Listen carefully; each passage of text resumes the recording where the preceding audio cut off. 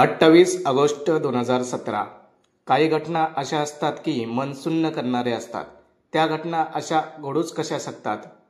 लोकांना जरा पण दया माया येत नसेल का, असा प्रश्न आपल्या मनात निर्माण करणारे असतात. कारण कोल्हापुरातील घटना देखील तशीच आहे. ज्या आईने 9 महिने पोटात वाढवलं, तिने जन्म दिला, त्याच आईला तिच्या वयाच्या 63व्या वर्षी नराधम मुलाने संपवलं. आरोपीने आईची फक्त हत्या केली नाही, तर तिच्या शरीराचे लचके तोडले. तिच्या शरीराचे मेंदू, लिव्हर, किडनी सारख्या अवयवांना तव्यावर फ्राय करून खाल्लं.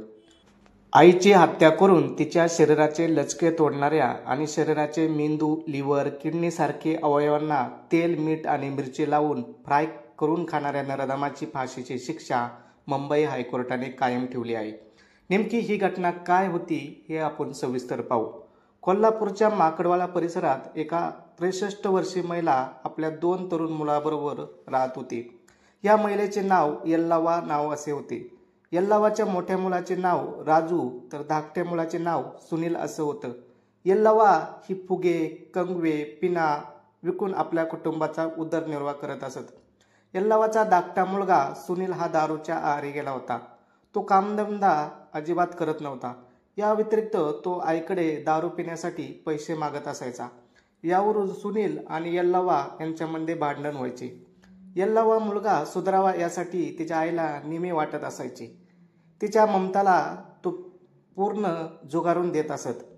28 ऑगस्ट 2017 या दिवशी यल्लावा फुगे, कंगवे विकून रात्री 10च्या सुमारास घरी आली होती. यावेळी सुनीलने तिच्याकडे पैशाची मागणी केली. यावेळी यल्लावाने पैसे देण्यास नकार दिला. यावरून सुनील आणि तिची आई या दोघांमध्ये कडाकटे भांडण झाले.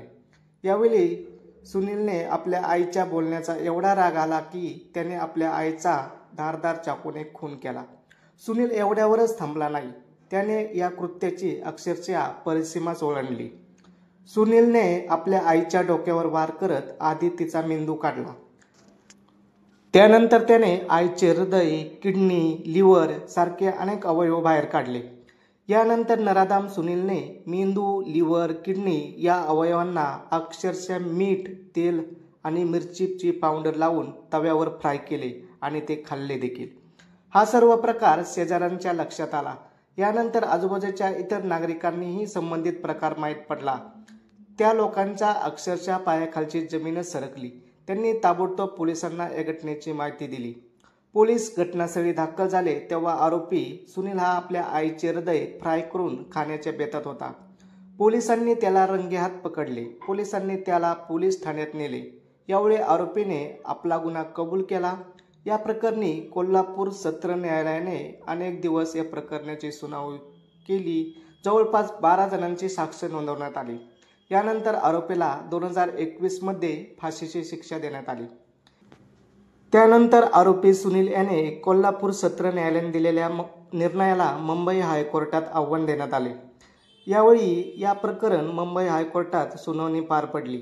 न्यायमूर्ती रेवती मोहिते डेरे आणि न्यायमूर्ती पृथ्वीराज चव्हाण यांच्या खंडपीठासमोर ही सुनावणी पार पडली.